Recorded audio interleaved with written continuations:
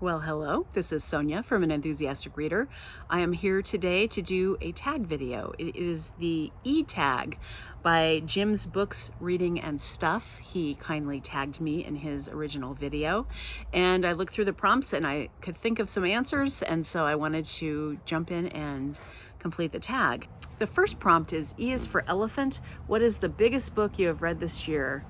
And so coming in, and I think a very deliberate 666 pages, is The Morning Star by Karl Ove Knausgård. And this is kind of a book about a bunch of different characters in Sweden, in the Stockholm area, I believe, that are all being affected by the morning star, which is biblically the star of Satan that has appeared. And so there is kind of looming in the background the idea that Armageddon or the apocalypse or something is coming, something bad is coming, and it's affecting the lives of all these characters. And what this book did for me is I loved reading it. I was deeply involved and invested in the characters and what was happening. It fell a little short for me at the end because it was just like this manifesto that was written by one of the characters that I didn't really like that much. So, and that's unfair of me to judge the book on that, but so it did fall off for me, but I do want to read the sequel when it comes out, or the next part when it is eventually published. Anyway, it was really long, 666 pages, and really enjoyed it. The second prompt is E is for English. Who do you consider the greatest English novelist? And so I'm qualifying this answer by saying novelists I have read, because I'm sure I am missing someone, or I'm sure that there are lots of people outside of the canon, if you will, of English novelists. But I'm picking Charles Dickens because I have enjoyed almost every book, every novel I've read of his, and there are some that I still haven't gotten to, and he has such a huge body of work. I also would have honorable mentions, of course, of George Eliot, Jane Austen, E.M.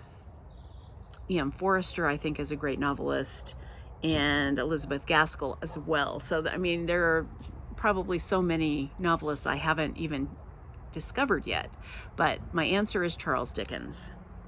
Okay.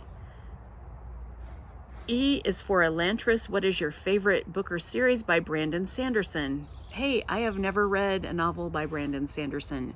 Probably won't. That's really not my genre. But I have heard good things, and I know that he has a really ardent fan base, so I'm not saying that it will never happen, but they're just not books that I think are for me. E is for experimental. Have you read any experimental books? I have read quite a few experimental books, I think, and mostly experimental in form, or in what mostly form, I would say, is like the biggest thing. I'm sure there are many experimental books I have never encountered, but I will just give you a quick list of the ones that I've read, or that I could think of. Slaughterhouse 5 seems to be quite experimental. Cloud Atlas by David Michel. Life After Life, Kate Atkinson. Pale Fire by Vladimir Nabokov, which is one of the greatest, one of my all-time favorite experimental novels. It's a 1,000-line poem, the first half, and then the second half is commentary on the poem by a very unreliable narrator. So it's funny, crass, but the poem is great. That was one of his novels that I truly loved. Lincoln in the Bardo by George Saunders. E is for ebooks. Do you prefer physical books or ebooks?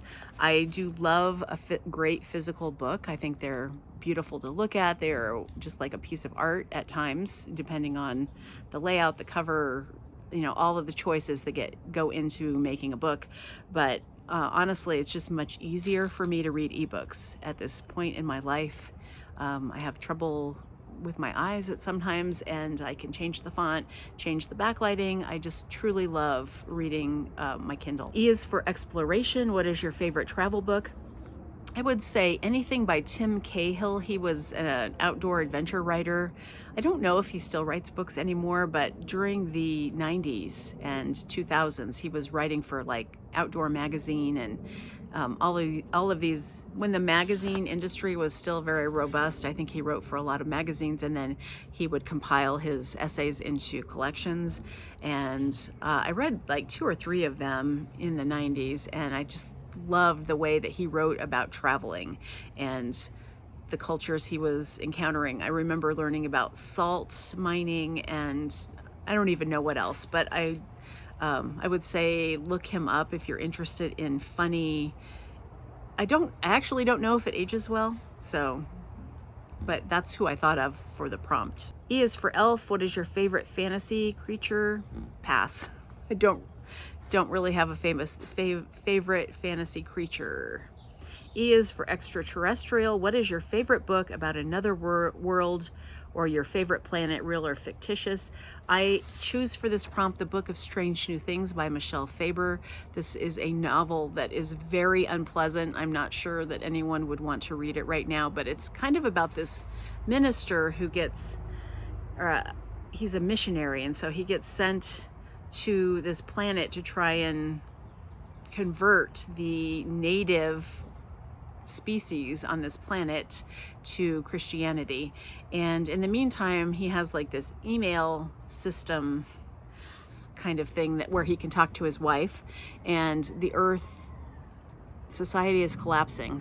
There's banking systems are failing, weather systems are failing. She is miserable and begging him to come to Earth and help her deal with what's going on the planet, and he's really happy just staying up on this other planet and trying to get to know the other creatures and also his fellow travelers on the ship.